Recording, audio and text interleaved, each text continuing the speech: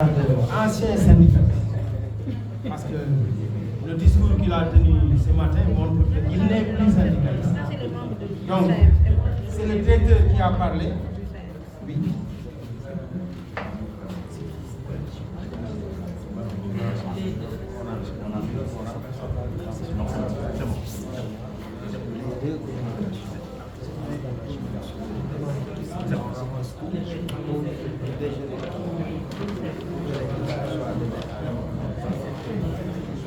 Donc, camarades, nous avons choisi de faire les deux communications et de vous permettre maintenant de participer au débat général.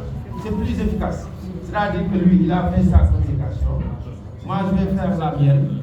Et d'ailleurs, moi je m'engage à tenir compte du fait que le directeur, de par l'importance des points qu'il a développés, mais nous a pris près de 20 minutes de plus.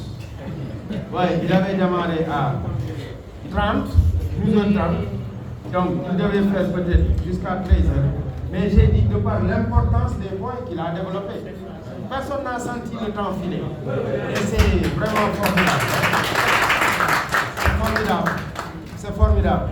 Même si, quand je le taquinais tantôt, moi je vais prendre le contre-pied, parce que lui, il a fait sa communication, surtout en tant qu'acteur qui a pris l'option d'avoir un regard critique, un regard très critique vis-à-vis de l'exercice de cette fonction hautement exaltante, la fonction d'enseignant. Moi, je prends sur moi, en tant que défenseur des enseignants, d'avoir une posture qui sera autrement. C'est une posture qui consistera à montrer que ce que l'enseignant fait en termes de travail au Sénégal, il n'y a personne qui le fait. Déjà maintenant, je dois revenir à la thématique qui m'a été proposée. Le camarade me dit, et j'ai d'affaires, thématique, le syndicalisme au Sénégal, manifestation et problématique. Déjà, quand vous entendez ce thème, vous comprendrez que c'est un thème qui ne se limite même pas au secteur de l'éducation et de la formation. Parce que quand vous dites le syndicalisme au Sénégal, manifestation et problématique, ça veut dire que c'est un thème de portée générale. Ce thème-là, on aurait pu en parler pendant des heures et des heures, des jours et des jours.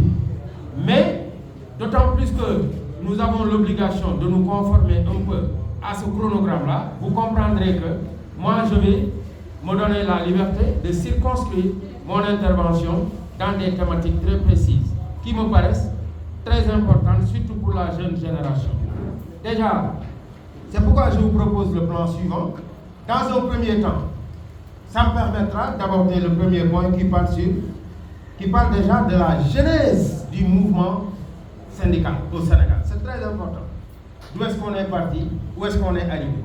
Et moi, pour résumer cela, je vais en parler. Déjà, le mouvement syndical de 60 à 80, très rapidement, en synthèse. Ensuite, de 80 à 2000, et ensuite de 2000 à maintenant. 3 séquences qui résument quasiment l'évolution du mouvement syndical au Sénégal. Après cela, naturellement, on reviendra sur quelques aspects qui me paraissent importants aujourd'hui pour que les gens puissent faire la part des choses. Le premier aspect, c'est de revenir sur le rôle des centrales.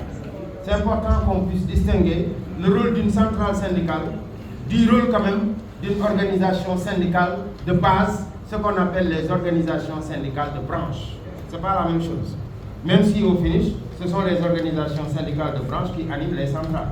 En fait, je vais enchaîner également avec maintenant le mouvement syndical enseignant. Parce que c'est important qu'on puisse nous concentrer et faire focus sur ce mouvement pour un peu relever quelques acquis et le combat titanesque qui a été mené par ce mouvement syndical enseignant depuis sa création. Alors, pour la genèse, je dois dire que dès le début des indépendances, la première option qui a été prise par les autorités, c'était d'aller vers ce qu'on appelle une collaboration franche avec les syndicalistes. Ça a été décidé de par les autorités. Et c'est pourquoi déjà en 1962, Mamadou Dia avait pris sur lui l'engagement donc de travailler à l'époque avec des syndicalistes. Ainsi, il y avait le premier ministre de la fonction publique qui était déjà un élément du mouvement syndical qui devait porter le combat.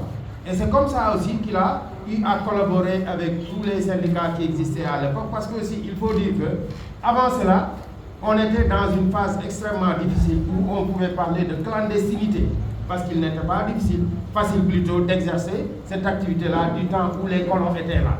Vous savez très bien, avec les cheminots qui ont été les premiers à porter le mouvement, alors ça a été extrêmement difficile. Et donc, dès le lendemain des indépendances, ils ont collaboré avec